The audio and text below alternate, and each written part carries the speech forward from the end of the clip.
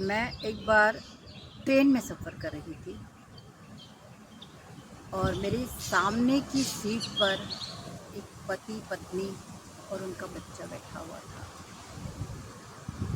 वो पत्नी बहुत देर से अपने पति से अपने सास के बारे में बात कर रही थी कि तुम्हारी माँ सुबह से उठ जाती है, सबको डिस्टर्ब करती है, सुबह अपना नहाना धोना खटर पटर और पूजा पाठ भजन ये सब हमें बहुत उनकी ये जो एबनॉर्मल गतिविधियाँ हैं या जो हमारे हिसाब से एबनॉर्मल है, वो उन गतिविधि की वजह से हम लोग बहुत परेशान हैं और अब बहुत हो गया है।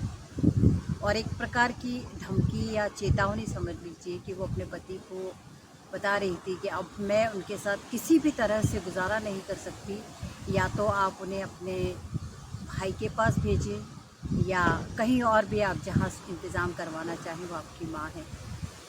मैं कुछ पढ़ रही थी परंतु वो इतना तेज़ बोल रही थी कि सब कुछ उसकी बातें साफ सुनाई आ रही थी। मैंने देखा कि उसके साथ में जो छोटा बच्चा था, होगा करीब 5 साल के लगभग, जो कि हर तरह से शारीरिक रूप से मानसिक रूप से एबनॉर्मल था। हालांकि किसी के बच्चे के बारे में ऐसा बोलना नहीं चाहिए, पर जो शब्द उसने अपनी सास के बारे में बोले तो मुझे बताना पड़ रहा है कि वो बच्चा ठीक नहीं दिखाई दे रहा था।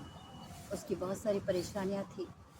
तो मैंने पूछा कि ये बचपन से ऐसा है, तो उसने बताया कि हाँ बचपन से ऐसा है और हम इसका बहुत इलाज करवा चुके हैं, सभी जगह बहुत हम पैसा लगा चुके हैं, बहुत घूम चुके हैं और अभी किसी ने बताया हमें कि उदयपुर में कोई डॉक्टर है तो हम इसके इलाज के लिए ही जा रहे हैं।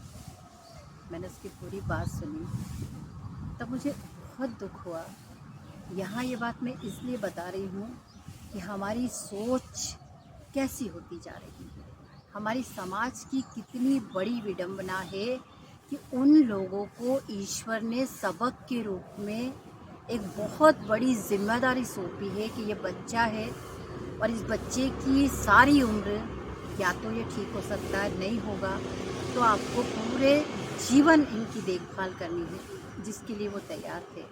परंतु माँ जो कि बहुत बुजुर्ग थी, पति नहीं थे, तो किसी तरह से ईश्वर में ध्यान लगाकर अपना समय काट रही थी, जिससे उन्हें बहुत दिक्कत थी और वो उन्हें घर से बाहर कहीं और शिफ्ट करवाना चाह रहे थे, जबकि वो बच्चा जो सारी ज़िंदगी इनकी जिम्मेदारी थी उसे वो तन मन धन लगाकर उसे ठीक करवाना चाह रहे थे।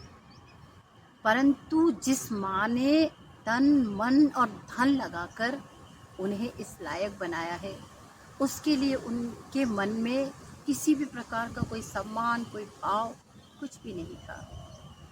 तो हम आधुनिकता के नाम पर, स्वतंत्रता के नाम पर, आज़ादी के नाम पर कैसे, कहाँ हमारी सोच जा रही है और हम कितने छोटे विचारों के और छोटे मन के हो गए हैं कि हम अपने बच्चों के लिए, चाहे वो कैसे भी हों, परिणाम कुछ भी हो, उनके लिए हम कुछ भी करने को तैयार हो जाते हैं। परंतु माता पिता के लिए हमारे मन में किसी प्रकार का कोई सम्मान नहीं है।